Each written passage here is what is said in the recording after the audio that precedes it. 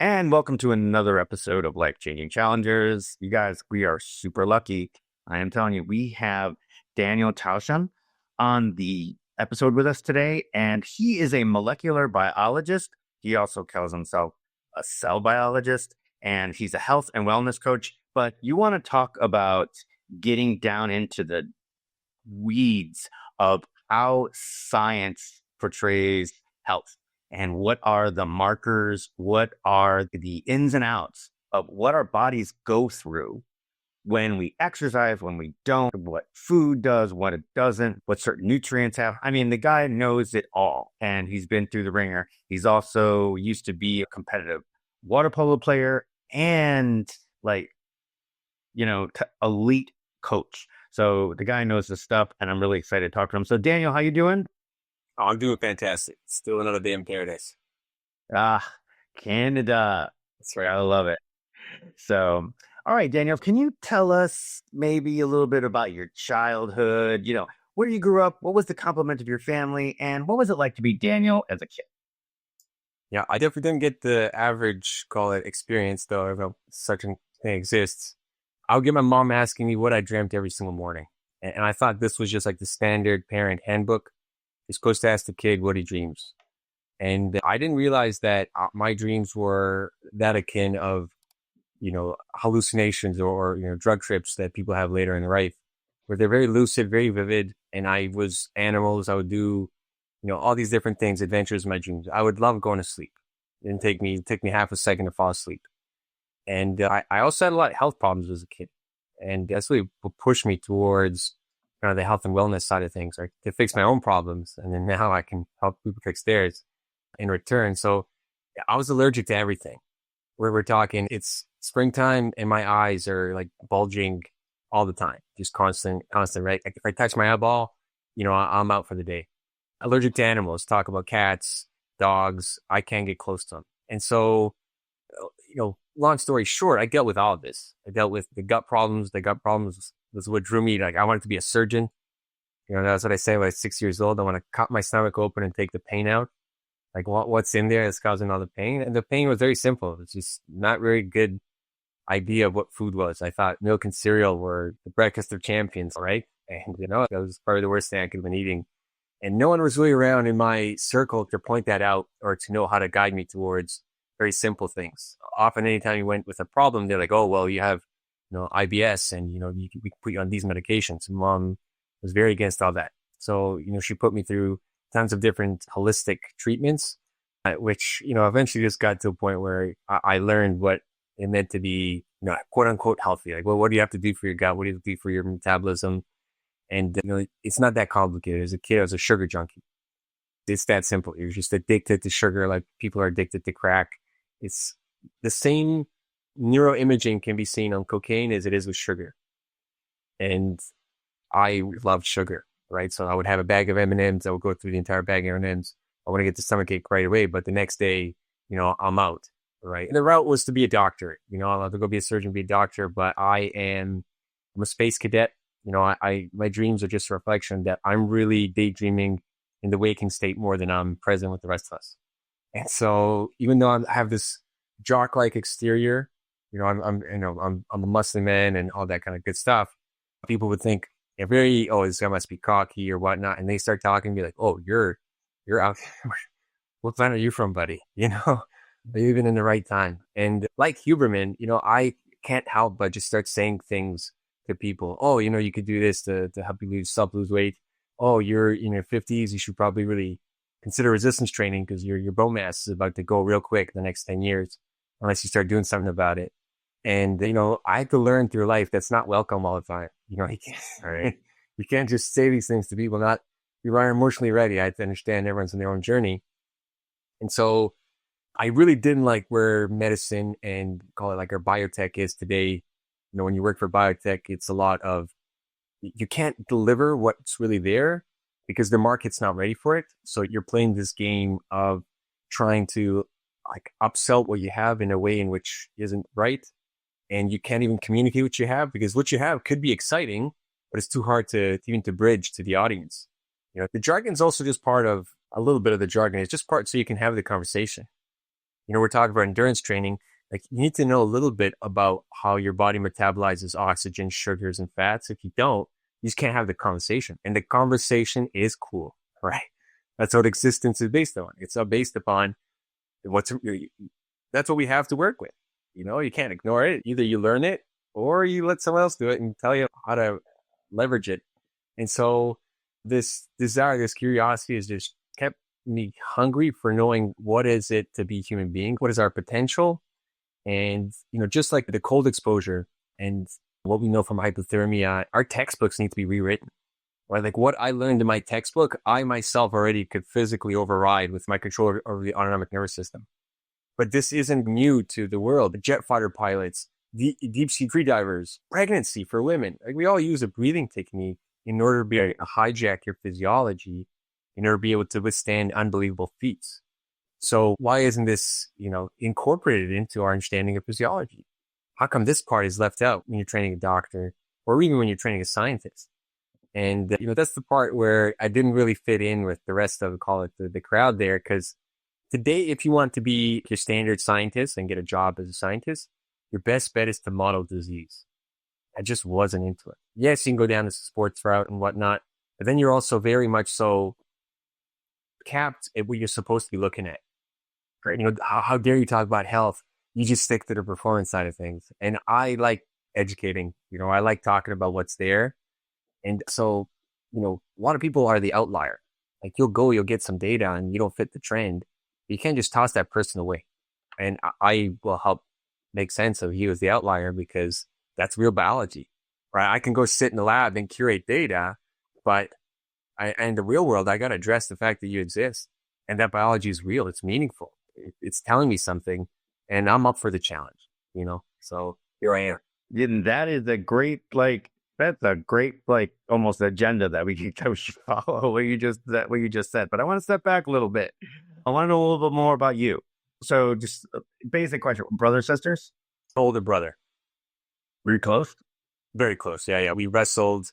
I would jump from like the top of the stairs in wrestling style, like Rey Mysterio Jr. That's the kind of brother I had. And, sometimes he'd catch me and sometimes he'd move and I'd slam into the closet, but, I love him regardless. Oh my God, that's awesome.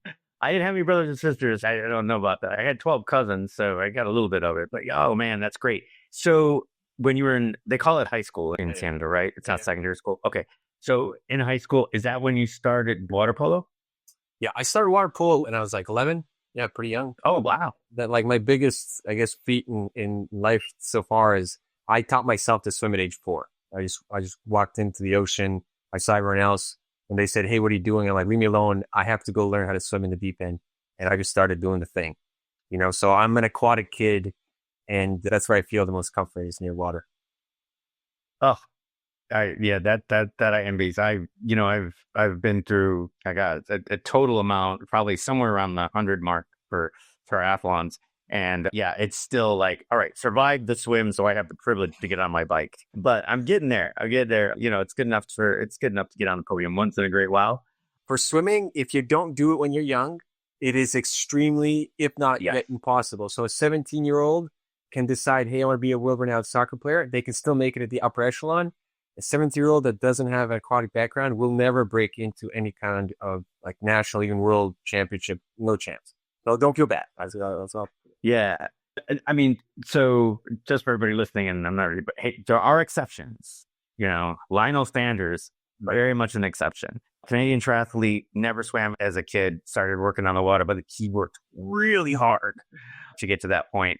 And now he'll swim in the front of the pack. He'll never be in the front. So that kind of still led to your argument, but he does. But again, like you said, you could be 20, 23, 24, and you can get on a bike. Yeah. And you could get upper echelon. You could go start and get upper echelon. If you've got a little bit of genes and a lot of persistence, you can get there. But you're right. Swimming, it's tough if you didn't start when you were a kid. But that's amazing. So did you play water polo through high school, and did you play for college too? Yeah, so I played up until I was 20, and I played for Team Canada. So there's no college, so to speak. Oh, cool. Pretty much from the high school, you're going to the training center, which was in Calgary at the time, and you just start practicing with the mix of what's there, the national team. And in 2008, when Canada made it to the Olympics, I got to train against a team that got to go. So maybe if there was 2 or 3 injuries, I would have been, on the bench warming it or being in there. But yeah, that's as far as I pushed it. But, being a Canadian athlete is pretty tough, right? Like there's not that much glory, support, or even future in it. And so I very quickly decided like, no, I want to go pursue that dream of being the doctor or science or whatever it was done. Just go get smarter, so to speak. So you mentioned your gastrointestinal allergies, and the whole bit, and that's why you decided to take up. Did you start out? You just started out with basic biology, and then you moved and you started to drill down into what molecular biology stem cell. Yeah. So initially it was like, hey, what do I have to do to become a doctor? And then you get a chance to talk to people and whatnot. So I had a chance to shadow a bunch of doctors, and I was put off almost instantly. The first gentleman, I don't think he was a human being. He was a saint. When I shadowed him, he was awake for like 40 something hours. He had like an hour nap. He had some insane shift, and he had multiple roles in the hospital. An absolute godsend. Like this is like when you meet someone that's a doctor, he's gonna be like 1 in 50, but that's the person you're hoping takes care of you. And the next two weren't that great. They said wrong things, and like in third year biology, I could figure out you're saying things that are wrong. That's not good. And one of them was bragging how he got a person back onto insulin. Just felt very wrong on so many levels. Right? It's like a businessman in a Coke pretending to be a doctor who's just happy to sign off on things, which obviously it's not all of them, but I did get to meet that person. And then I just saw how the day looks like. It's very quick interactions with people and then a whole boatload of paperwork. And you play this game of liability and red tape, and you're kind of helping, you're kind of not. And I understood the medical system a lot better then because, if you're not a good patient, like it's pretty hard for a doctor. I don't think people realize how impossible it is in today's day where the doctor doesn't know what you ordered. You could order a package from anywhere and expose yourself to God knows how many different chemicals, right? Like there has never been a civilization in history exposed to more molecules of various sorts than we are today. Plus we can synthesize ones which can be very weird for the body that you can't metabolize, like trans fats, for example.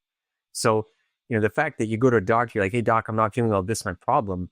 I get it. He's there just to stabilize you and get you out of the door. He's not there to teach you how to live or change your lifestyle or go do this detective work to figure out where you could have been. There's like that show House deludes people into thinking that that's the medical system is going to do. If people remember that, right? Like, so absolutely not that. So that put me off right away. And one of the doctors said, I don't think you'd be a very good doctor. You ask way too many questions. I love talking to hear about you. I'm excited. You're probably better off in being like back end research, because like I would love for you to come and bring this information to me years down the line. And I took that to heart. I was like, okay, yeah, maybe. And the moment I went into volunteering and being part of the research crowd, I was at home. I was with the nerds. I get to ask the questions and I get to be left alone with microscopes and tools in which I can then explore things and make my own observations and guesses. And so I looked towards a stem cell biology lab and I started working there to do the doctorate. And I loved it. I spent a lot of time looking at a mouse model in which looks at mesenchymal stem cells. And I looked at how the liver regenerates. And I helped my mentor who taught me how to be a scientist in the lab. He's doing his doctorate on muscle damage. So I would help him with everything that he was doing. And so I got to understand how the body regenerates and through the connective tissue in particular and mesenchymal stem cells. But lab work and animal work and that kind of stuff, I need to be interacting with people. So I switched out and I started doing the molecular profiling of exercise. So in the stem cell biology, what I was working on is taking a look at a lot of information. It's called the transcriptome. You get DNA, you make a message to make a protein. So it's looking at that message, but you don't just look at one message at a time. You look at, as many as you can capture. So within a mouse, it's about 20,000. And so you're looking at about 20,000 messages you can capture. And I want to know what messages are being turned on when you're undergoing regeneration. And specifically, you isolate the mesenchymal stem cells to see what is this stem cell doing in order to help you regenerate. And, the more you learn about it, the more you can leverage your understanding. But what about just getting that on people's blood? Because I'm not going to get your liver biopsy anytime soon, right? I don't want your piece of your heart. Let's keep that to you. Your liver, no problem, but heart, your lung, I don't want that either, right? Let's make sure it stays on you.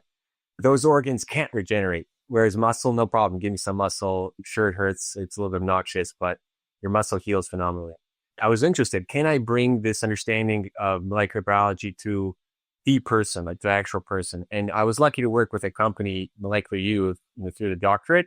When COVID came, I stopped the doctorate and I started working with people. I did the thing you're not supposed to do. I started caring about the person, right, instead of the data and the work. And I've been freelance since. I've started my own venture, and I act as a bridge. There's plenty of science available, and I'm happy to do the heavy duty science side where I connect you to it. Whether you bring me a blood test or molecular data and be like, hey, interpret this for me. Whether it's, hey, I have some blood variables, can you make a scoring method for me? To, hey, I just want to get healthy. I have none of these biomarkers. What do I do? And I still like that part. I still like telling people the base physiology in which very few people know. And the funny thing is, it's just not taught. And so I do. I run my own educational series when people are like, well, I want to get back to health. Really what they need is they need a little bit of nudge in the right direction, a little bit of dissolving their beliefs, because the beliefs are what's causing the problem. And then a point to be like, hey, well, here's your physiology. Did you forget about how the liver functions? Did you forget about what your blood needs?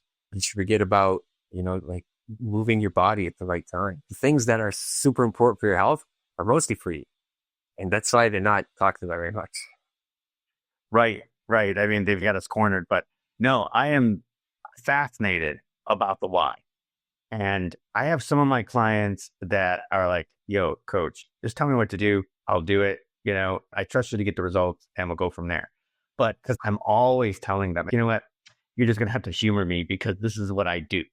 And I'm very big on it. And I always say, listen, if a coach can't tell you why you're doing a specific workout, he's not a very good coach. So when I'm talking about, them being on the bike for 45 minutes and doing certain intervals, I'm sitting there going, okay, this is a tempo workout for this specific thing. We want to get your legs and your body used to going at this speed. And then we bring it back down to give yourself some recovery and put it back up again. And this gets things going. And then the next day, it's a steady, it becomes steady bike or a steady run or get in the pool and it's steady. And I said, it's steady to clear out the lactic acid, let it run through your body and recreate the energy level. Well, there might be more to it, which I would love to hear about. Yeah, for sure. But that's the whole idea is that I'm always about that. I'm like, this is why. And I tell them why. This is your objective. These are your metrics. This is why you're doing it. We have a threshold heart rate of this, and we want to be above threshold for a while, and we want to be below threshold for a while. And this will help out with metabolism. It will get you to the point where we're at a certain level of your plan so that we can get to a certain speed so that by the time we get to the end of the plan, you're ready to go for your race. But people are like... Yeah, so let me ask this from your experience in that, is it the same principle of training, or let's maybe not principle, but is it the same time course that every single athlete is going to take? Or do you come with your experience and be like, hey, I want you to push a little more. Okay, you don't need as much recovery. Hey, you know what? You need way more recovery. You get to, okay, I see you nodding your head. Absolutely. Can you share a little bit here? Because I'm happy to interject, but I think, because that part is a little bit understated from the coaching side, because coaching, I say, is an impossible job. It's tough because of the personalities, right? So I use a SaaS program. SaaS is, software as a service program called Training Peaks. And I always make sure that everybody has to have a Garmin. And if they don't have a heart rate monitor on the Garmin, then they've got to wear a chest strap. And I know that the optical one is not as complex. Yeah. It's not as accurate or precise, but the delta is usually really close. So if I do the test, if I'm doing GXT tests, where we're doing graded exercise tests to get to their zones, if I do it on the watch, then their delta will be the same. That part works out, right? But if I use a chest strap, it'll be much more precise. Mm-hmm. Using that, and then when they go through each one of their workouts, it graphs it, and it will, using heart rate variability and heart rate itself, resting heart rate, RMR, it actually graphs it. So I can actually tell when fatigue is high and form is low, but fitness is improving. So I'm very deliberate I'm constantly looking at it. So if they've got a really hard workout and I see their fatigue spike, I'll usually call them and say, listen, we're going to just bring down tomorrow, or I'm going to flip this with an easier workout tomorrow. And then we'll go back to work the next day because you spiked something here. I also make sure that most of them are being diligent on their recording of their diet. I don't care what you eat for now, but definitely you want to journal it. And then all those nutrients, MyFitnessPal will then also goes into Training Peaks. It integrates. So I can see what their macronutrients are. So obviously, as you would know, is that if they go out and they do a 10-mile run and they kill it, everything's great. And then all of a sudden, a few weeks later, they do it and they're like, "Ooh, I'm a little more fatigued than I was last time." And everything else looks fine. Like, their fitness level, everything is fine. Then I can at least go into and go, okay, well, wait a second. Yeah. Well, the day before you did the last 10-mile run, you were at 65%, carbohydrates.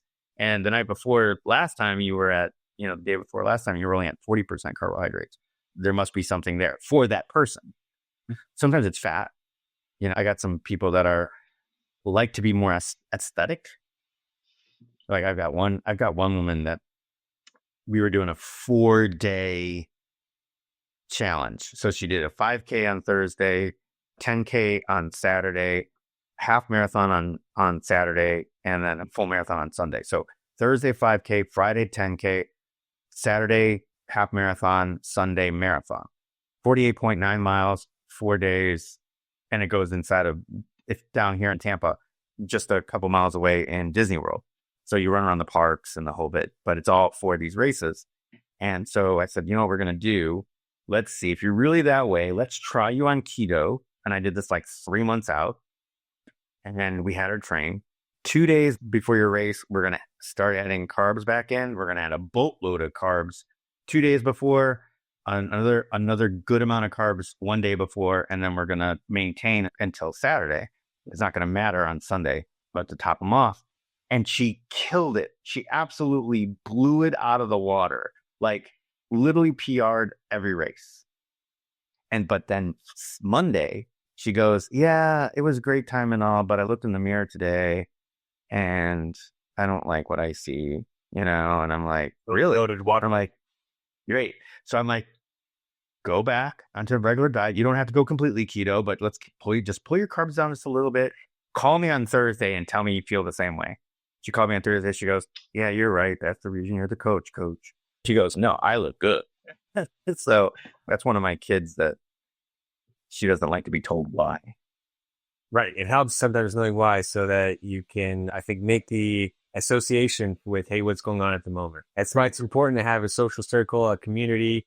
You delegate responsibility, who's to know what, so that you're not worried about having to know everything, Exactly. I think one important thing for endurance in terms of just understanding the physiology of it is that you would like your body to spare glycogen and sugar as much as possible.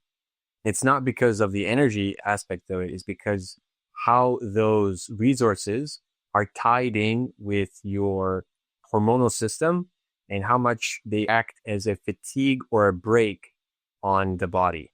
And it's not a real fatigue or break. It's a safeguard that the body has. And if you can't practice into it, which we don't because it's usually within the performance time or the very uncomfortable, glycogen depletion and glucose depletion puts us at oh my God, I can't go anymore.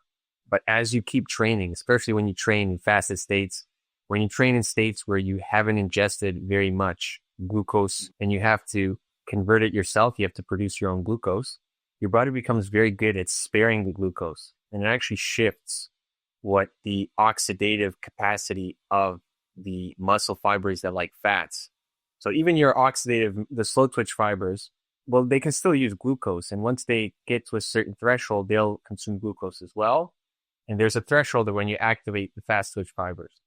And so, this is something I'm always fascinated in because some people, no matter what they're really doing, are very good at adapting themselves to both what's called the fat metabolism and to what's referred to as keto metabolism, right? So your muscles don't use ketones as a fuel, but you can get them to. And so this is where my bias or my kind of outlook for this training, especially this hybridized way of being strength endurance, where your body doesn't really want to do both. It's the most grueling of the type. And I know this very well because in water polo is a very good example of where you need strength endurance in a very weird way because you're in water too. And so you have someone who's trying to drown you. You have to be very strong, You have to sprint up the pool, because if you can sprint and beat him up the pool, you already win, because the other guy will just muscle you out. So this notion, especially within the water, you get very, very good at strength endurance sports. So much so is that when you transfer to something else like jujitsu or mixed martial arts, you're like a freak in comparison to everyone else, because you've built out a system that's very good at using your energy resources at really good rates, let's call them. And so your muscle fibers are adapted very much so to both endurance, meaning you can function on, call it, very little air for a long time, where other guys, just a few seconds in, they're huffing and puffing. And you've adapted your blood chemistry so that ketones are easier to be in circulation. And so this is some of the stuff I've seen in conjunction with, the performer, the athletes and their blood results. And as people have gone over longer periods of time with me, is that the more that they practice a principle of metabolic flexibility, in which their diet, their lifestyle has it so that every single day they're going into a state of producing ketones. This is where now with the tie-in with longevity comes in. What I would say is that I don't care for longevity, but I realize that if you understand the principles of longevity, those are the same as the principles of health. They're not different. Mm-hmm. Only call it separation is that if you really want to talk about pushing the last 10, 20 years, you're going to do stuff very differently. But this idea of health and what that means for understanding predictively is the same for longevity. Now, the funny thing is athletes actually die sooner than most people think. And that's because they adapt their cells. So the muscle fiber is great. The blood looks good. And lots of stuff is on the cellular level adapted to such an extent where it could last a lot longer. And that's one part of longevity. It's how long will the cell live? How good is your cell? And sometimes the athlete doesn't do a great job, where after they stop being an athlete, they'll start burning through their cells very quickly because they try and live a certain lifestyle similar to before. But now they've adapted the cell very great, and they don't do a detraining process. You can imagine the blood pressure can be maintained incredibly high with an athlete. And later in life, you can still send the pressure, but the vessels can't hold that pressure anymore, and so they rupture in birth. And so you often see athletes die or ex-athletes of like a cardiovascular event or a stroke. And so there's a two-part for longevity. There's this, can the cell make it? And what are the physiological correspondence? How's the physiology doing? Right? The cells got to work together in order to give you a function. And it's this functional component that has to continue for you actually to survive.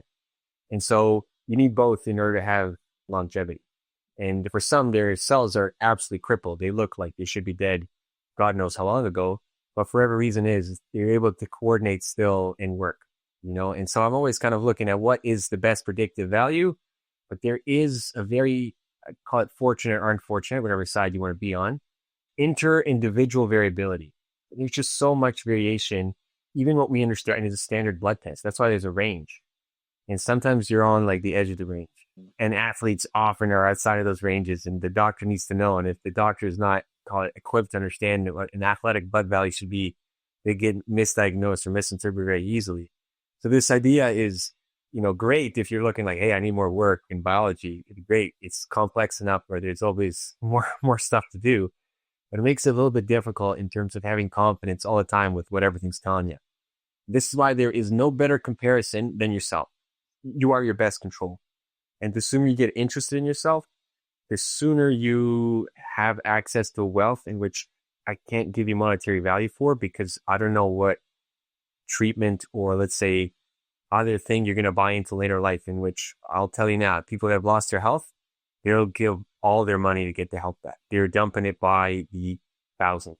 And so, for me, this sort of look on the inside, it's cool that you have heart rate monitors and this data, which at times I sometimes wonder from the coaching side, do we like overvalue the data? But I really got interested more of what's happening on the inside, because I personally trained, once I stopped being a water polo athlete, I helped my brother with his personal training company at the time. And I had a client have a stroke with me, and he was super healthy, right? And his nickname was 007, just a stud of an older gentleman. And he liked his red wine, but he didn't abuse alcohol or anything like that. And I had no way of guessing that he'd have a stroke in front of me. And, I guarantee it that if he got a blood panel like what's available today, that I would have known. And I would have changed drastically the way I approached training him. and I would have been super careful to reinforce the blood vessels. And when you say, well, we need to train so that your blood vessels can handle pressure. We need to train so that your blood has no worry for clotting. And what does that look like? What does that mean? But if you have the blood values, if you have 2 markers, no good. But if you have 100, that gives you a very, very good insight as to where your health might be trending toward. And there is no test on the market that'll give you everything, but there are tests on the market that give you a massive leg up, because about 70% of your blood is your liver, excluding the cells, excluding the red and white blood cells. It's about 60 or 70% of it's your liver. So understanding that really, the more you understand how to help and support the liver, which is everyone's best friend, it's at your right side, right underneath your ribs. You just give that little appreciation. It's constantly taking grenades for you. Everything you do, the liver takes the grenade. You make a mistake where, for the longest time, we had the pool time for water polo at very late at night. So my biggest meal would be at 11 o'clock at night. That's not good. It's not good for college, just basic physiology. But as a kid, that's your option. You either get the food in at the right time or just get the food in. And so I didn't get it in at the right time, and I would always have a messed up circadian rhythm as a result. And that's fine for when you're a kid, but even early on in my 20s, I then suffered the consequences of it. And I took some years, took some unlearning. It took, funny enough, very deliberate works. One guy I would point towards, his name is Michael Kogan. So I read all his books, and I said, this guy is about 30 years ahead of his time. He's born in the wrong era. And everything that he put forward not only stood the test of time today with all the advances and all the research that came to, but, it's still something I rely on in terms of, hey, you know what? If he noticed 30 years ago, what information did he use? And the physiology didn't change. The genetics didn't change. So, right, maintain the basics, even though the fashions in science constantly change, right? Eggs are good, eggs are bad, eggs are good, eggs are bad, cholesterol's good. The fashions in health always change, but the underlying physiology doesn't. And that's what I'm really interested in, because to me, it's fascinating, this idea of, okay, metabolic flexibility, producing ketones. That's one thing I can tell you about. But when the ketones are produced, that's an entire other biological pathway that's turned on, in which turns on other things, in which also come as a result. And so your genetics, you're dealt. There's no point in hammering or hampering on about your genetics. The tests are usually very fun, but not that useful for what you should be doing in life. Whereas you must, as soon as possible, start learning to master your metabolism, because you're responsible. You're responsible for setting metabolism every single day. And if your coach tells you, hey, you try and go keto, that's very open for what you can still eat. It's just telling you restrict carbohydrates. Because even if you're trying to eat keto, but you're having difficulty digesting your food, all right, it's going to be shit. Your performance is going to be garbage. But if you eat carbs and you digest them, no problem, but you want to be able to train yourself to be able to do these endurance style races, you got to figure out how you're going to get to supporting your digestion better. It's funny enough, it's something where people start ignoring very often, where it's like, oh, well, someone told me avocados and eggs are great, but the guy eats it every morning and feels like there's a rock in his stomach. Well, it's like, well, you're really punishing the amount of enzymes you're asking your body to make. You're super high fat, super high protein. That's great, buddy, but you can't keep that up for a long time. You're going to get a dysbiosis. And all of a sudden, this guy who's listening to all these health tips is in the hospital because his stomach is just causing him an immense amount of pain. Okay, you got to slow down with what you're doing. So even the things in which we think are healthy, we're still learning about. It's like, wait a minute, what's the biology that altered here? And how do I do it? How do I better understand it? How do I better approach it? And digestion is something that's, funny enough, I haven't heard ever in my athletic career, but it's been more and more what I actually bring forward to athletes as hey, how do you feel when you eat a certain meal? Okay, well, try it again, but this time you're going to add either the cumin, the fenugreeks, you can change up the preparation.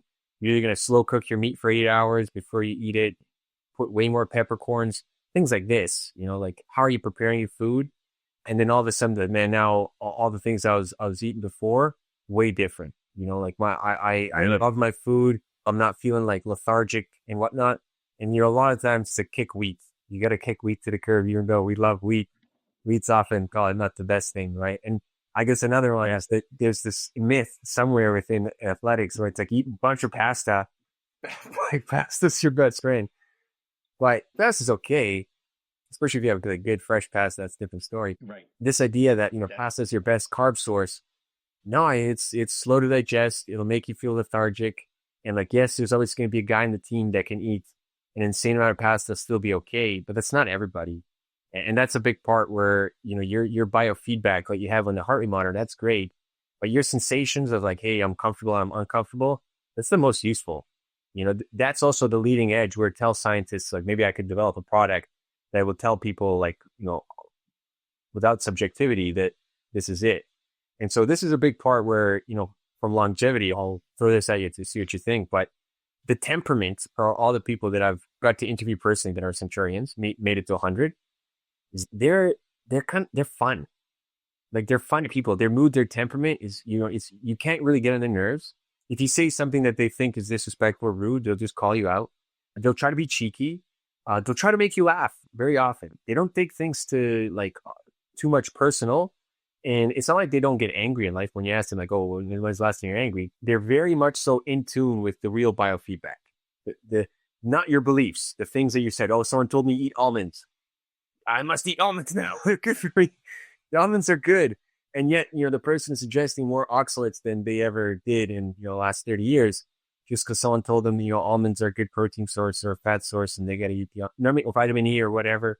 So this notion of mood and temperament is also tied in with this idea of feeling because, they're very good. They're very apt to be able to respond to what's in front of them, So I guess that's like a long-winded way to give you a whole boatload of where do we take it, right? It's the complexity we're dealing with.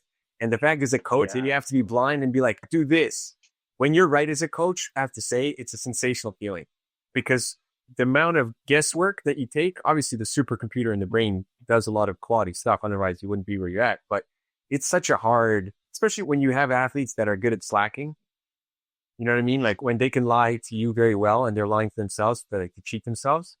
And so you have to figure out like, how am I going to play this game of psychology with them? And so you're not even dealing with sport at this time. You're dealing like a whole different ball game too. You got to be a coach. You're a therapist. You're a friend.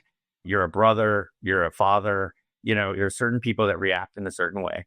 Like I've had somebody that's strictly as I can give them a little bit of information and tell them what they need to do. And they're very, very happy. Right. The woman that I said, let's try keto for a few weeks and then we're going to come off of it for the race. Right. So I find that pasta is good for a major event. No pasta throughout it.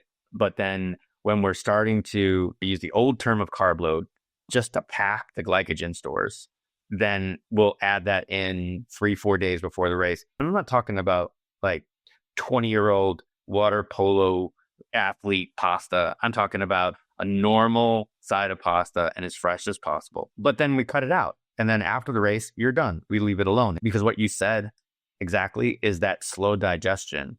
So when you're on the run, it's still digesting. You're still getting the glucose out of it, in my opinion. And it seems to work. I am not a big fan of a normal runner. They're always telling me like, yeah, before a race, same thing. Bagel, peanut butter, banana, and coffee. And I'm like, yeah, it's either not enough. And then I'm trying to tell them, you got to be there at least 2.5, 3 hours beforehand if you're going to pack that kind of stuff in. And they're like, no, I do it 45 minutes before. But you're not getting anything out of it. What you're getting is the night before and what I've seen. But let's talk about some of these myths, that we come up with, right? So what you've told me right now just got me thinking, because you talked about using ketones, getting your body in ketosis, and that you can train your body to be, what do you call it? Glucose barreling. How long is somebody working in ketosis before their body can actually start using that? When do they start feeling that? Does it take a month, 2 months? Obviously, there's going to be a range because everybody's different. Well, very point.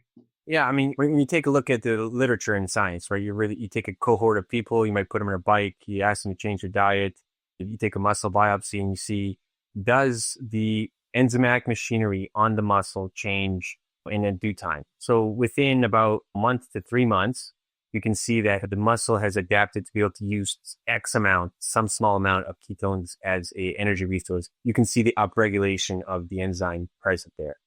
And so that would give you a little bit of confidence with, okay, muscle's pulling in ketones.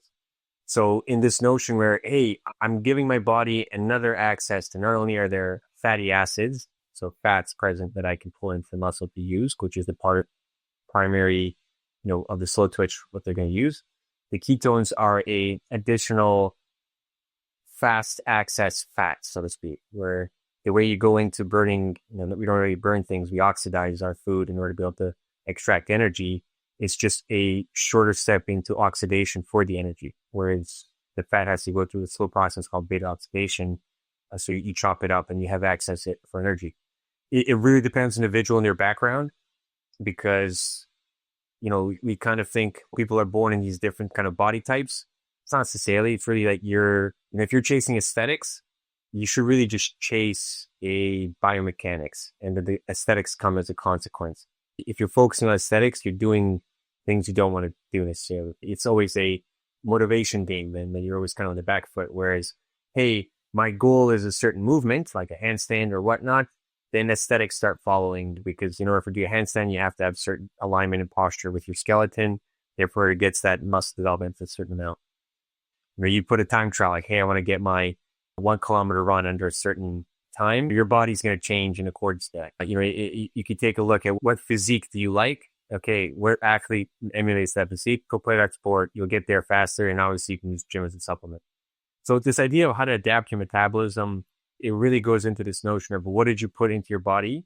And, I've seen from high level endurance athletes that, the meal beforehand has very little to do with energy. It has everything to do with comfort and psychology. Yeah. So like the energy that you're going to be using for the race, especially for endurance, it is already kind of preset, meaning that you can load your liver with glycogen, but there's a certain enzymatic rate in which you're going to access that stores, and there's a certain threshold at which your body's capable to operate for long periods of time. So, you eating whatever you're kind of considering is like the best outcomes. Sure, free workout, it has a lot more to do with a psychological edge. So, hey, I feel good eating peanut butter. Therefore, it really doesn't matter, because me feeling good is more important, because that psychological component is what keeps me in a state of I'm happy, I'm coping, with whatever it is that I've gotten to. But there is a better and worse for sure. And so, the notion I think I would stress here more so than anything else is that it's always good to, whatever it is, the idea we're like, hey, I'm going to load pasta or I'm going to do carb load or whatnot, is to always do a mock, more difficult trial version of the event than the actual event itself, to see how you respond to changing nutritional conditions. Because what's most important for an athlete, especially one that's in constant performance, is something that they can guarantee be okay with, especially when, your performance is tied to your paycheck. You don't necessarily want to be throwing in these curveballs and testing things. You want to test it when you're comfortable, where you can fail. You'd be like, oh, I'm flatlining. That's okay. I made the leverage with space. And so this is where I'll point towards, we have bodybuilders and weightlifters that, for example, are 7-day fasted, and they do a personal best in a deadlift because they prepare themselves for that. Like 7 days without food, yet they're able to exert their personal best in deadlifts. And we're talking deadlifts in the 600-700, pounds. It's not like a small deadlift that they're lifting. So, this type of physiology, I would say, is not like the extreme. It's just an example when someone has prepared and set themselves up so that they gain access to their body. Because, you can put lots of mental roadblocks for yourself, but that's tied in with a physicality too. Your belief system does control your hormones. You think you see a snake and you get scared, oxytocin goes up, cortisol goes up, cholesterol goes up, heart rate goes up, but there's a physical consequence to you thinking that there's a snake, even though there's nothing there. That's even just a perception. So in the same way, when you have a belief where, oh, I won't perform well if I'm in a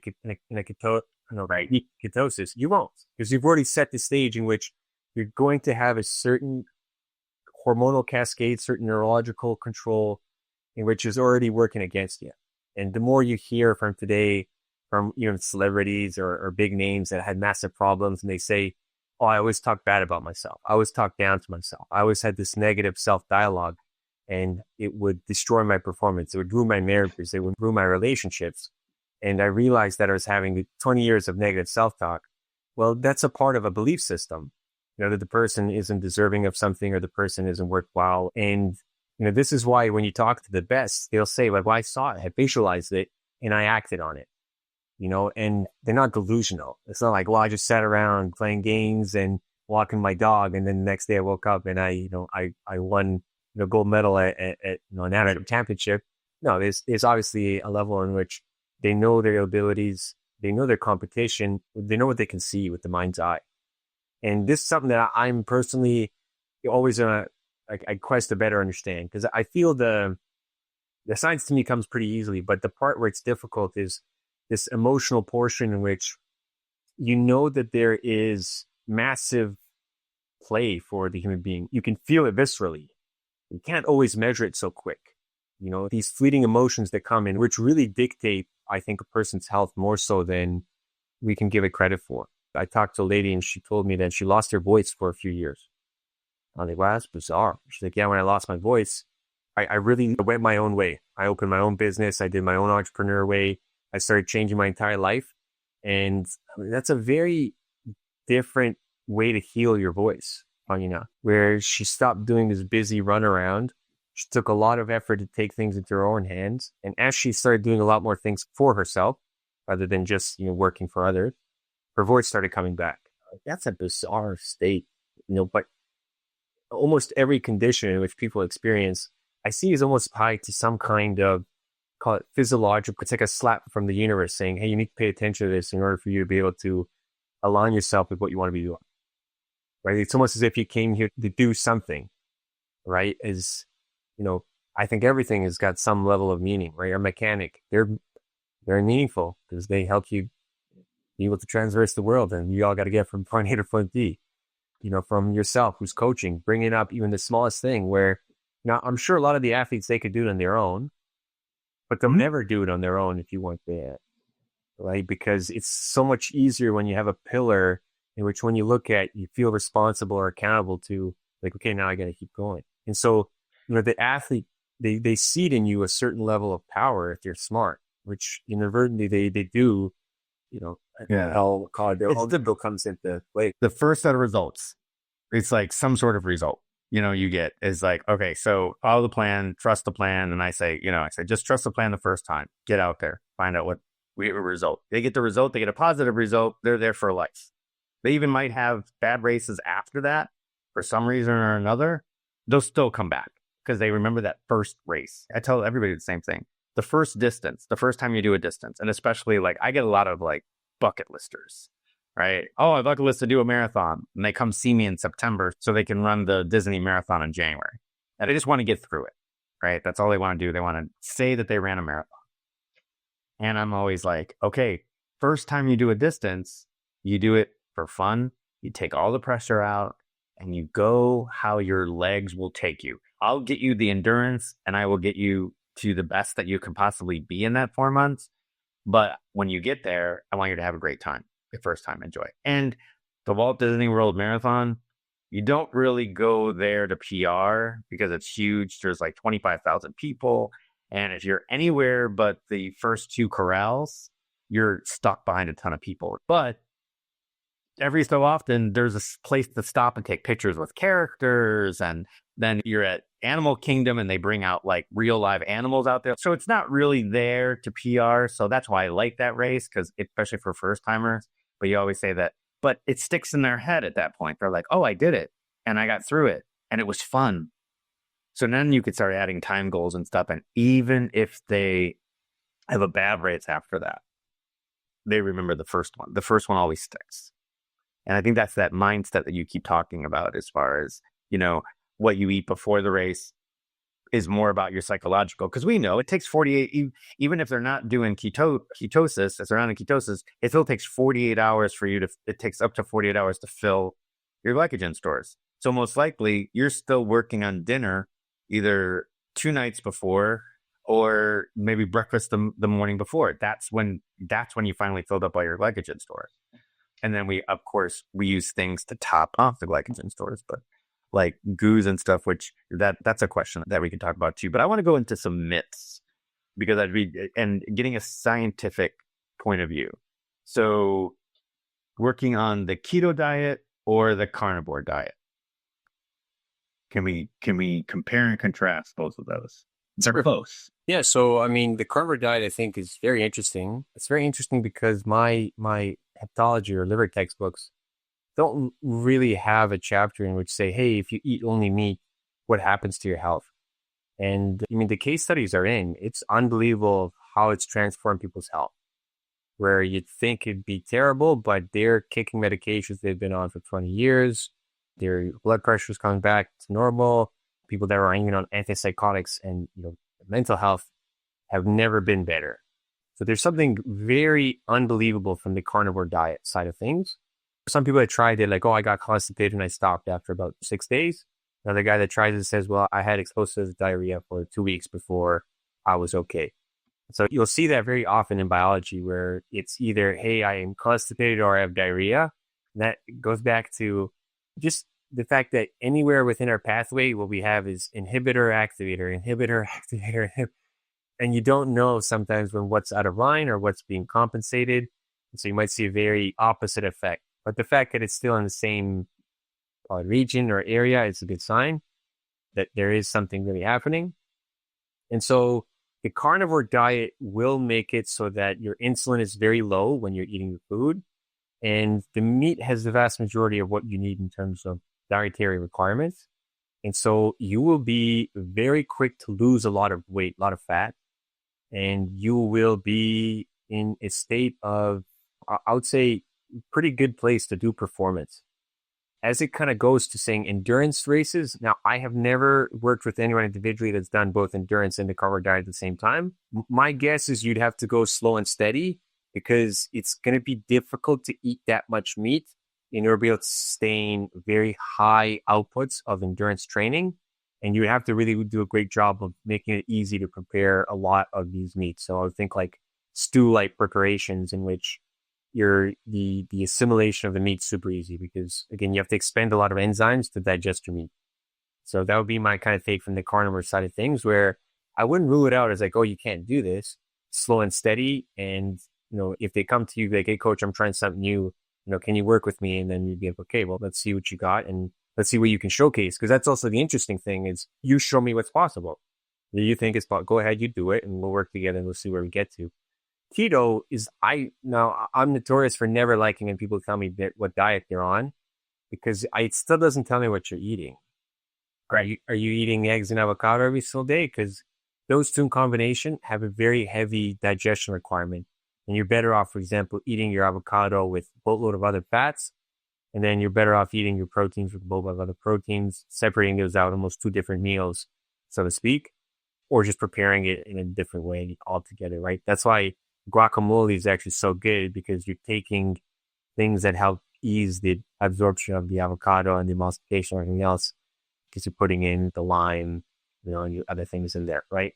So keto is, again, you'd have to specify what am I eating because you can eat a whole bowl of processed garbage that's terrible for you. And you're like, well, I'm on keto diet. Yeah, but you're just eating food in which you can't even access the nutrients to. So often when people think keto, it's heavy meat eating like low carb vegetables. The difference between keto and carnivore could be non-existent because you can say, hey, I'm doing keto, which is the other way of saying I'm eating a lot of meat. I just cut off all the vegetables. Or, it can be vegetarian too. You can go fully veggie and still be in keto. Obviously harder though. I don't necessarily think that you have to be 100% keto all the time in order to get the benefits of keto because you can, for example, eat one carbohydrate-rich meal at, let's say, on Monday in the evening at 6 and then not have any carbs the next day. And by the morning, by 10 o'clock in the morning, you'll already have entered ketosis and you just don't have very high carbs. You can have 30 maybe grams of carbs and it won't kick you out of ketosis and you'll be ketosis for the rest of the day. So, I know intermittent fasting is a big, buzzword and fad, but I would just... That was my next myth. Yeah. So I would just say intermittent fasting is it should be more just considered like default biology. It's just the way that you're supposed to respect your liver and your blood cleaning process. Because when you eat, you turn on digestion and it lasts from 4 to 6 hours. During that time, your liver can't detox your blood at the same rate, at the same level. So the first thing you're doing in the morning is you're eating like a heavy nutrient-rich meal. That's great, but you've delayed detoxification. So your liver is going to hold on to that.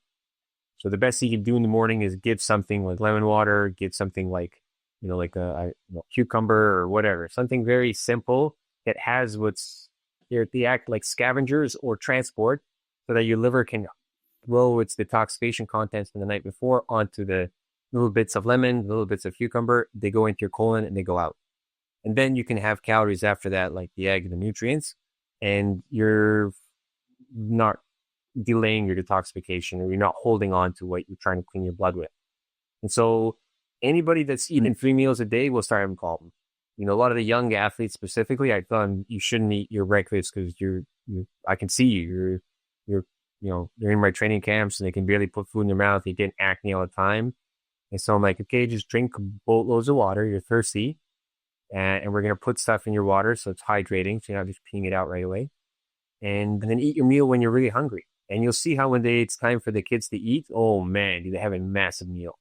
And they'll eat right after practice, right? They skip the morning meal. Some kids will still eat because whatever, they're okay to eat. But, as soon as practice finishes, like their plate is gigantic. And then, same thing for the evening where they'll eat a big meal. So, the myth of like, you got to eat all the time to gain weight, that's not true.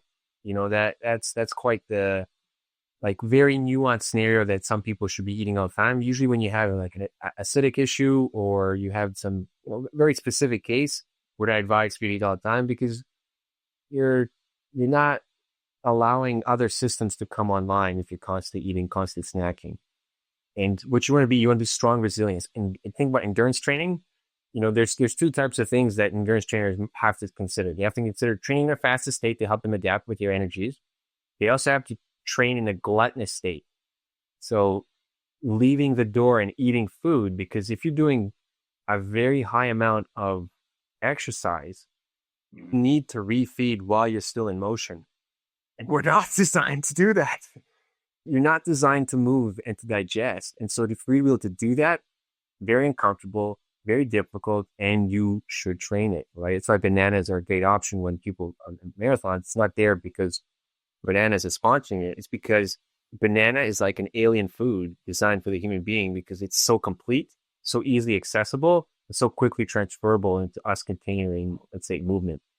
So, there's a lot to say within this area of like, okay, keto, carnivore, intermittent fasting, where I'd say intermittent fasting is really something for everyone to consider, as you need a better word for it, because this isn't fasting. Fasting would be, I eat once a day, I have 20-hour fast, I'm all in the tablets. You eating twice a day with a respectful break between is how your physiology functions. And the moment that you get back to a healthy baseline and respect with food, you'll see how when you start eating at odd bits in the day, you'll ruin your appetite. Like, oh, I had a little bit of nuts or whatnot, a couple snacks, now it's time to eat, but like, I don't want to eat right now. And then 3 hours goes by, then you're like starving at 9 o'clock. Okay, give me all this food, and you go to sleep at 11. And then your liver is all sluggish, interrupts your sleep. And you're just now always this is the circadian rhythm. You're not in a rhythm with your biology. And you can't go off of what some guy's, telling you on Facebook or Instagram or whatever, because he might have well set himself up to adapt slowly to that lifestyle, whatever it is. I know I've heard like, it doesn't matter when you eat, so long as you fast for 16 hours, you can have pasta at 12 o'clock at night. Okay. No, let's stop this. And let's just bring it back to something very simple, is that we are not designed to be so feeble and dependent on food. So I would say this again. Remember, when I eat food, there's a massive pleasure response to food.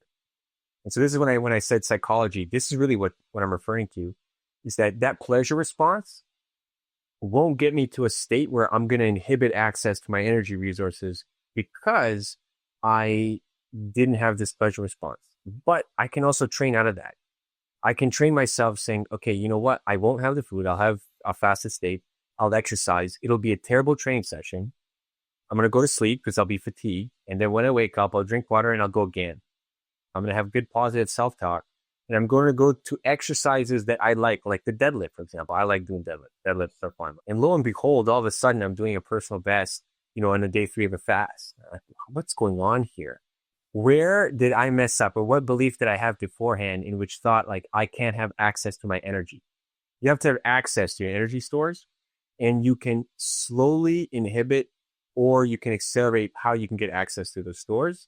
And remember, fatigue is a self-preservation process. It's an important process.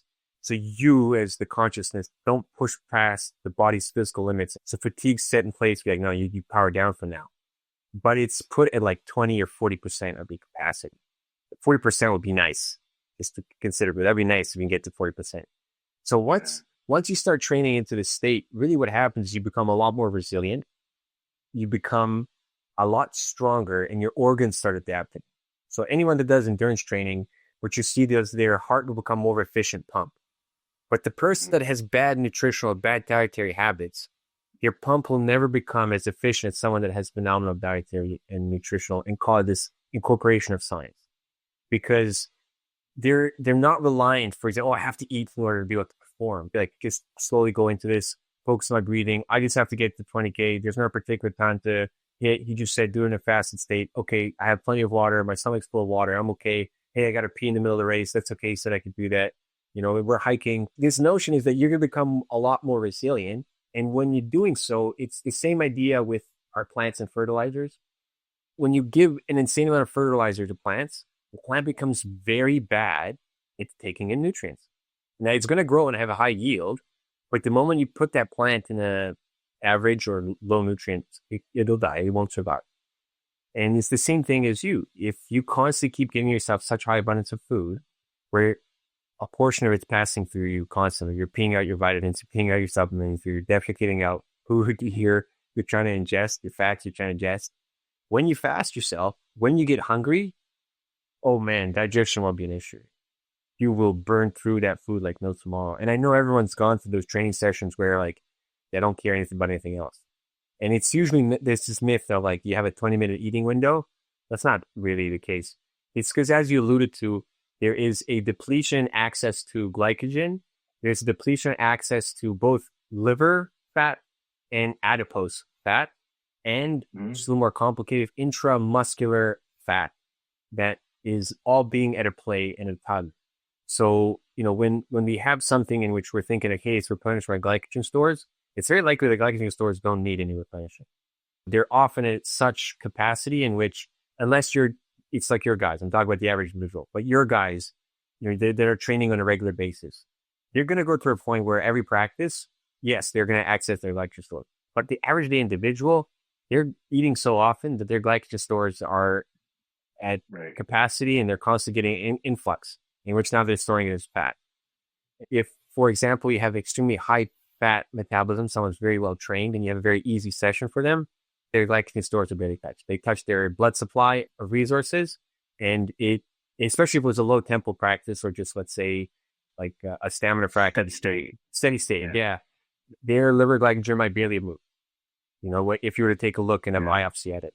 And obviously it depends, volume, training status, and all this other stuff. But it's to understand that we have the resources on us, and the better you are an athlete, the top athletes have very good efficiency at the biomechanics. Their techniques great, but they have very good efficiency at being able to utilize these energy substrates at the appropriate time, and then using all available, from muscle glycogen to intramuscular fat within the muscle, within the blood supply.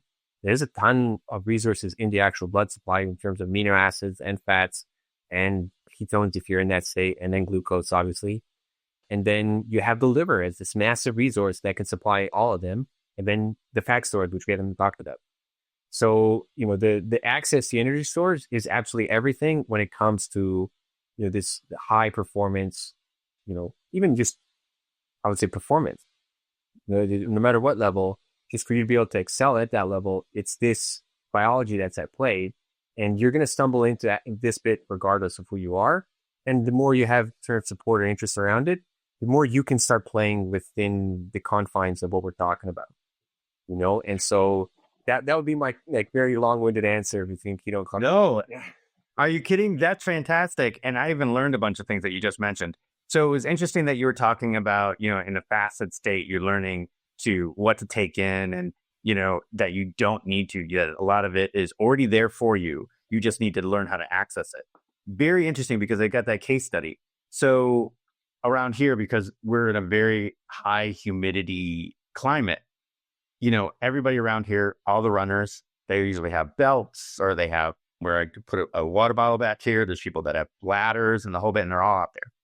We've got this one loop, it's 10 miles, and then all it's got like 3 water fountains. I never carried anything. And all my runner friends was like, you're not carrying water, you're not carrying electrolytes above. I'm like, it's 10 miles, it's fine. Because my body learned that I could work on just water, and I only needed those 3 stops, and they were almost like 3 miles in between, right? So it was like, I knew that my body learned that I didn't need the salt for 10 miles. I didn't need the electrolytes, that I just needed enough water to wet my whistle. And who knows if I need it? That might have been a psychological thing where my mouth just needed to be watered down a little bit. I did start that way. I started with always carrying the belt and blah, blah, blah. For 6 miles, I would have the belt and the goose and everything. And now it's like carry anything for 10 miles. And I've done 8-minute miles for 10 miles as just a training run without an issue. But I recognize that from what you were talking about, that it is a psychological thing that was going to help you. Same thing, like you said, that people have the bagel and the peanut butter. It's more the taste, and that's what they've done. So that's what they're going to put in their mouth.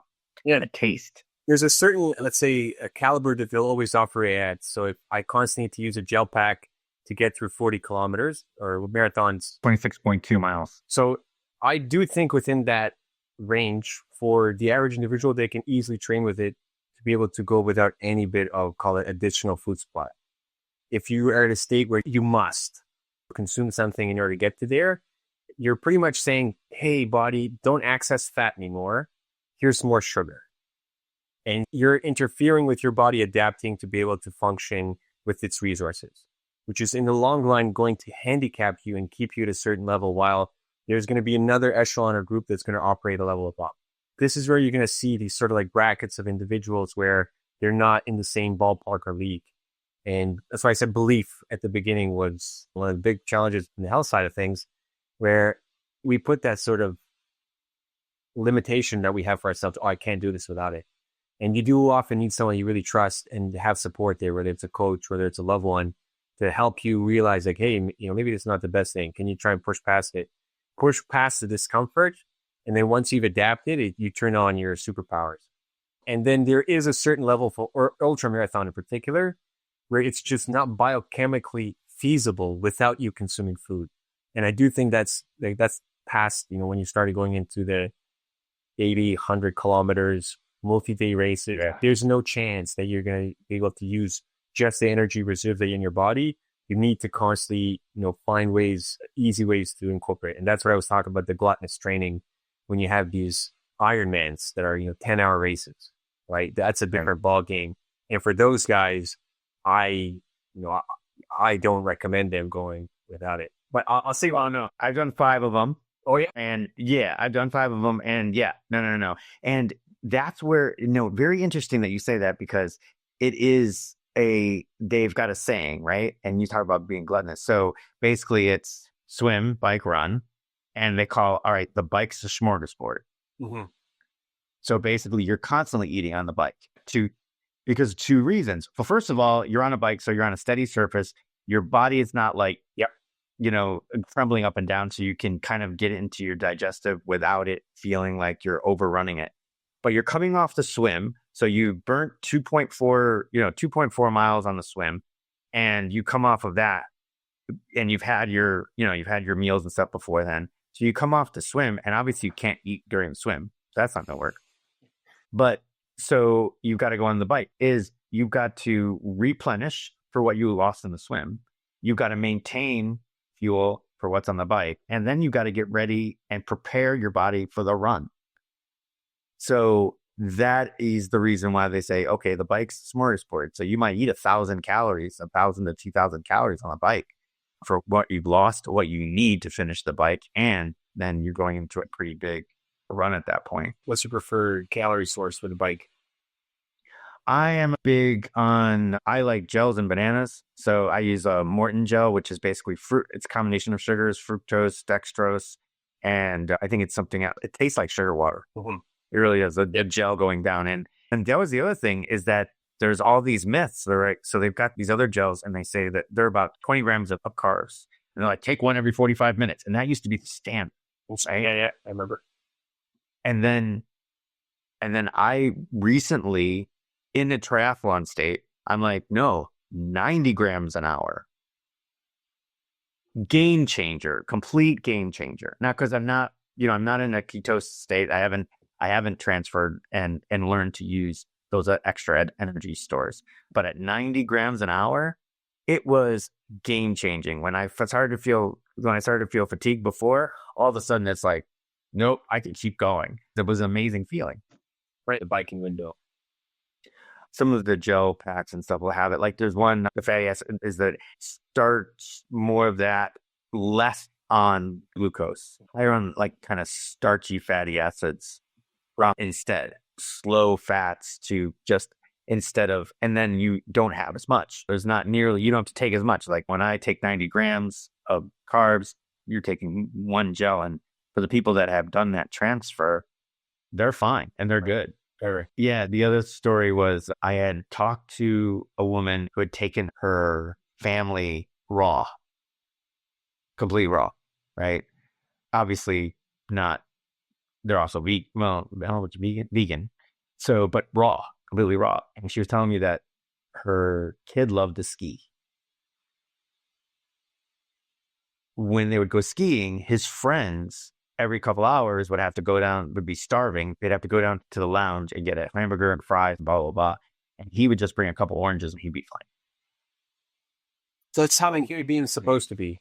I'm just going to say that that's how we're supposed to be. We're not supposed to be this, like, call it chain to, the next meal within the next 4 to 6 hours. That's a good indicator that you have dysregulated hormones and that you're very likely overeating, or that the food that you're eating is missing nutrition. And so this is something in which it's pretty basic, but calories are not a very good concept for nutrition. Oh, for sure. There's no such thing as calories of food. Calories come from the notion of a bomb calorimeter, right? So you can put anything in a bomb calorimeter, see how many calories are present in there, meaning, how many degrees do I change water up in order to be able to use this unit? So when you're eating food, can we get to the idea of what we're trying to label as a calorie, which is what we call macronutrients? And why do we call these one specific a macronutrient? Carbs, fats, and proteins is because they can go into what we call the energy cycle, where we actually transfer that into the energy currency for the cell, right? So fats don't belong in this category, and proteins are really used for the energy cycle. So really now what we're left with is, we started with this idea of calories, and now we finally got to a point where we're talking about what we're actually using in terms of biochemistry. So this is like calories is a terrible notion because your fingernails have calories. You're not going to get any nutrition out of it. Canned tuna has calories, but you're very unlikely to get any bit of that nutrition in you like you think you're going to get, because not every single can, obviously, but the vast majority of that protein has been clumped up in such a way that your enzymes have an insanely difficult time getting at it. It's kind of akin to cooking food in a certain way in which you denature the protein to such an extent, and you've wrapped it up in this, little matrix of food in which your enzymes just don't get to it. But that's telling you that you weren't able to get to digesting all. And so the notion of calories, it's in there, but you didn't have the enzymes to break it down to absorb it. So did you get the calories that you ate or that you think you did? But what we're talking about is these three big macronutrients. And the reason I see fats don't belong there is because the class of molecules that we call fat is just too big. It's too important. It's doing too many processes. And only a small fraction of what you call fat is actually being used for energy. Because keep in mind, every single one of your cells is just fat and a little bit of protein, right? And it's filled with water. That's what your cells are. Think of a brain. What is it? It's just entirely fat. So, for example, you eat your omegas, omega-3, 6, and 9. So you need all of those in order to build out your brain. You're not using those for energy, though you can in certain circumstances. But for example, omega-3, your body is going to spare all the omega-3 for the composition of your body. So you eat nutrition for the calories, the macronutrients, for energy today. You eat food because you want it for composition. I'm going to be this thing. This is making up my cell membrane. This is making up my protein. And so you don't want to have bad drywalling in the house where it's going to let a bunch of water and mold through. You don't want to have bad fatty acids in your membranes because they're not going to be able to do the signaling and the function of life in which you get to experience vitality, vigor, bliss. You won't get that because they're filled with holes. So a trans fat getting into your membranes, bad news. It's not going to be able to do the processes of life. It's going to clog things up and cause problems. The same idea when you need good amounts of omega-3s and omega-6s to be part of your membranes and you don't have them, it's going to be consequential because now the process is necessary for you to be able to have fast reactions, learning, memory, or this all going to take a hit, focus, sleeping. And so that's what you need the nutrients for, so you're undergoing a higher amount of recovery all the time when you're being an athlete. You're becoming back stronger and stronger. So you need to regulate your immune system so your immune system does the job it's supposed to do. How you regulate it? Well, you make things called prostaglandins and you make these molecules that help you coordinate these responses. What are they made from? Well, they're made from the food that you eat. Oh my God, you really are what you eat. You 100% you are what you eat. And the importance of it is high. And adaptation is a real thing, which is still is a massive curve in a wrench in a lot of science and biology. And you get all these sort of different ideas.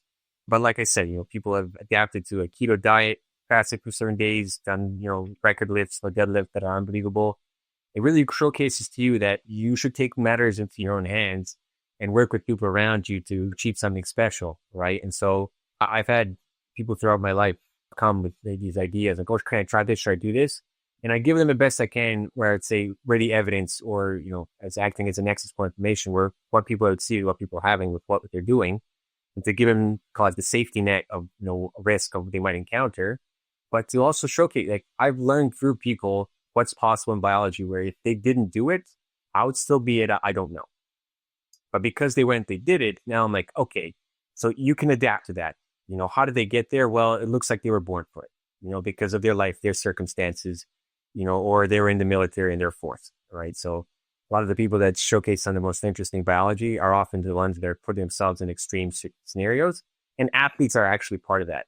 Copenhagen, so Denmark and Norway, are two of the biggest publishers for exercise physiology. And to me, that's been a game changer for health and wellness because the disease portion of our understanding of biology is super easy. Because when there's something wrong, something's out of range, the association is no problem. And when you go to the medical institutes, it's very easy for us to point, hey, this is an issue. It's not very easy for us to be like, hey, you're doing way better than the average individual. But that's what exercise physiology, that's what people push themselves up besides these comfort zones has really shown us and teach us about health, longevity, and really what that means at the molecular level so that someone can lie to you all the time through their words, but through their actions, they're always going to show the truth. And through their actions, they're going to be their physiology, their heart rate, their ventilatory capacity, their VO2 max, everything kind of showcases, hey, this is what the actual outcomes of my actions were. And now we can use that to be like, oh, you're going to do very well in life or you're not going to do very well in life. And to just reiterate how complicated the blood portion is that I have someone that's 91. They have Alzheimer's. They have dementia. They're not doing that great on the cognitive side of things. They have good days. They have bad days. They're very happy though. They don't have too much complications. They're quite easy to deal with. And their blood looks like they're 180. Their blood looks like someone would have died, unbelievable. Everything's off. Everything's red. You're just like, how's the liver functioning? And yes, he's on quite a few meds, but his lung capacity is phenomenal. So it's interesting to say where we get these blood tests and we use them. They're very useful, but there's so many hard to understand scenarios and you really have to take in as much information you possibly can with who's in front of you, who you're dealing with, and right, exactly. And be curious, right? That's why I say be curious, try to understand as much as you possibly can. And that will only, be a benefit for you when you're trying to make, call it helpful, big changes, right? Where one time you might try one thing and like you said, hey, I switched the timing or how much I was consuming and I got a way bigger result. You got to be brave enough, courageous enough to be able to fail in order to be able to get, call it the glory too, when you succeed, right? And it feels good when you have an idea, like, you know, you're talking about, and then you do something and you really reaffirm that, right? That's what we live for, right? That's the real high that's worth the chase. I'm like that mad scientist. So I'll do the research, I'll read stuff, and then I'll be like, this is interesting. And then I'll try it on myself.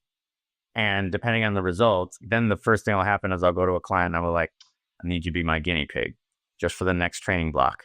Okay, I want you to try this, this, and this. And I've got a certain set of clients that I know that I can go to. I've got like 3 guys that will do it. And I've got a couple of women that will, when I give it to them, they will take it and run with it. Like just recently, one of the women that I had, she is a lawyer. So her diet fluctuates because she's got to take clients out and, you know, a whole bit. So recently we went to a point where about a few months ago, I said, okay, listen, I want you to prioritize protein. I want you to get 1 gram per body pound per day, no matter what. First of all, she said that she was more satiated during the day.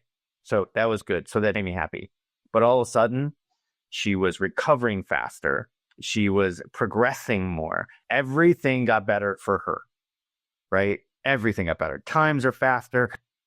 She's able to last longer. She's not taking as much of nutrients and carbs during her runs as she was before. Just by this one small little thing, just prioritize protein. And then whatever else you want to eat, fine. Because she was more satiated, she didn't eat as much as the other stuff. So that worked out, plus all the other stuff. But then I have got another guy that didn't work out as well. Of course, there's obviously changes in people's behavior and things going on. I can't be 100% accountable for what he ate or what he did. But there are times that it didn't work or it didn't work as well. That comes to your interpersonal, what you called it, Inter-individual variation. So that's perfect. You and I could talk about this stuff forever. I have more questions, and I think we're going to have to just have a part 2 and a part 3 and a part 5 on this because I've got like definite. So Daniel has a company called Timeline Sciences, and you need to see this website, ladies and gentlemen. And, you know, it's not all about Daniel. This is about his services, health coaching, scientific consulting, longevity, performance, metabolic health. He's got all this stuff going on, and you need to and then there's a place for you to book a one-on-one call with him. Again, this is timelinesciences.com, and you definitely need to check that out and look at that. He has brought it down to 3 different social networks. He's only on X, Instagram, and LinkedIn. And I learned only on X. I'm terrible with the other 2. I'm a scientist, not a social media guy. All right. So got it right from Daniel's mouth, right? So he's going to be mostly on X, and we'll give you that link to his profile there so you can jump into his DMs and his spaces and get questions answered. What are you working on? Myself, the biggest thing I work on is cold exposure. That's what I've been doing for quite a long time. I am not doing any real big competitions. There's just too many projects I put myself in, which is now the priority to build a family too at the same time. Got a wife recently, so that was a big milestone. Congratulations. Thank you. And you know, I swim with my dog pretty recreationally in the ocean. So our ocean's pretty cold here. And so, you know, as the season warms, I'll go from what I do now about 5 minutes in the water to about 10, 15, just as it gets a little warmer and warmer. I appreciate the shout out. More than happy to come back and talk a lot more biology, performance, health, energy systems, models, science. You know, I do think it is absolutely imperative that the conversations around science are public and up for debate, that we don't trust the science. Yeah. And next time, so this is the kind of get to know us, you know, regular episode, but I will put episodes with agendas on there where we will literally just talk about energy systems, and maybe we'll talk about case studies and different things that to give people. That's the biggest gift that I'm trying to give everybody that listens and watches or listens, Life Changing Challengers, is the fact that everybody gives a little nugget somewhere. So I'm always like, hey, listen, if you've learned one thing, I've done my job. One thing that you can take back and level up, either if it's a, you know, if you're into health and fitness, or if you're into, you know, mental wellness, or into entrepreneurial adventures, somewhere down the line, one of these episodes every episode is going to give you something to think about to level up your light and increase your potential. And that's what I want to bring. That's the whole reason for Life Changing Challengers, because that's exactly what it is. But so I'm excited. You fixed yourself, your gastrointestinal and well, I don't know about your allergies. Also, we'll definitely talk about that, but you're delving into the science of it. So Daniel, thank you so much for joining us. If you are watching this on YouTube, please go ahead and hit that like and that subscribe button, hit the bell so you always know when we drop a new episode. If you're watching or listening on Apple or Spotify, hey, drop us a quick review. You know what? And I don't even care if it's a bad review, because anything kind of feedback you give me is just going to help me evolve the podcast. So the next time you listen, you're going to just love it that much more.